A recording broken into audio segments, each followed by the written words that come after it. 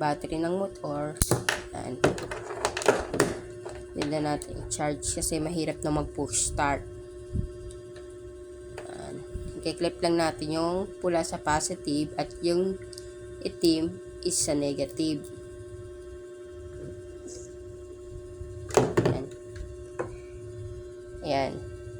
May indicator naman siya. Indicator naman siya.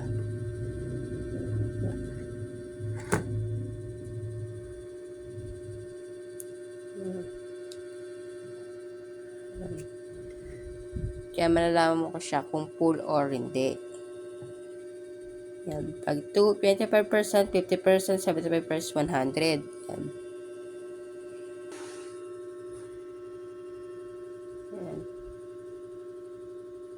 Yan. Yan. Yan. Positive, negative. Yung pula ay positive, yung negative is itim.